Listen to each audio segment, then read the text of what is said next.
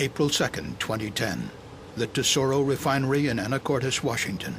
A nearly 40-year-old heat exchanger violently ruptures, causing an explosion and fire that kills 7 workers, the largest loss of life at a U.S. refinery since 2005.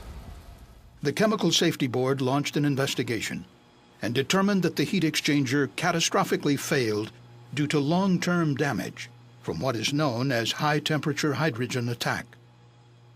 The Tesoro Refinery in Anacortes is an 800-acre facility located approximately 70 miles northwest of Seattle. The refinery produces a variety of products, including gasoline, diesel, jet fuel, and asphalt. Within the refinery's naphtha hydrotreater unit, raw naphtha, a light component of crude oil, is treated to remove nitrogen, sulfur, and oxygen impurities. Before entering the unit's reactor, the raw naphtha and hydrogen are preheated inside pressure vessels called heat exchangers. The unit contains 2 banks of 3 heat exchangers supported by a 3-level steel structure. Each heat exchanger consists of a bundle of tubes inside a steel shell. Hot fluid exiting the reactor flows through the heat exchanger shell, while cool fluid headed for the reactor flows inside the tubes. Heat is exchanged through the walls of the tubes. Every 6 months, the heat exchangers are taken offline to be cleaned because of fouling, a common occurrence when operating heat exchangers in this type of service. As the raw naphtha is heated, a scale-like material forms and deposits onto the inside of the tubes, hindering the transfer of heat in the exchangers.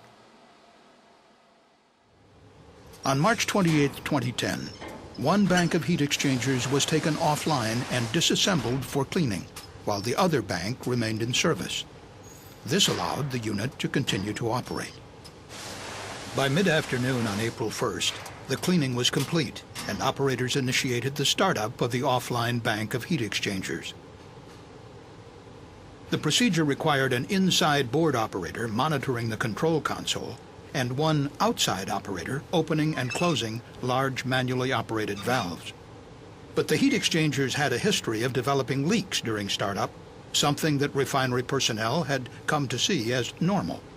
Additional operators from other nearby units were called upon to assist with the startup, including mitigation of potential leaks. By 10:30 p.m., the outside operator was joined by 6 workers from other units within the refinery.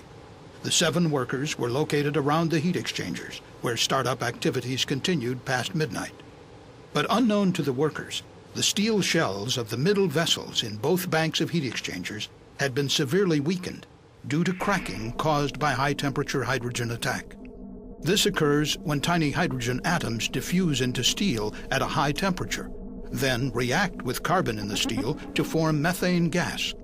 The larger methane molecules, unable to diffuse out of the steel, accumulate, stressing the steel and over time causing fissures. In both of the middle heat exchangers, the fissures grew and connected to form large internal cracks. One such crack was 48 inches long and extended more than 1/3 of the way through the vessel's 1-inch thick shell. Shortly after midnight, the temperature of the fluid exiting the tubes of the online bank of exchangers increased about 75 degrees over the span of 3 minutes, a temperature increase that was typical and observed in previous startups. But the middle heat exchanger was so severely weakened from high-temperature hydrogen attack that it likely could not withstand the stress caused by the rapid temperature increase. At 12:35 a.m., employees working at a nearby process unit heard a loud hissing noise when vapor began to leak as the heat exchanger cracked at its weakest point. Seconds later, the exchanger violently ruptured. Hot hydrogen and naphtha vapor rapidly vented from the exchanger and spontaneously ignited upon contact with air, resulting in a massive fire that consumed the heat exchanger structure. 3 of the 7 operators died at the scene. The other 4 operators were transported to local burn centers with severe injuries. 2 died within hours. The other 2 succumbed within days.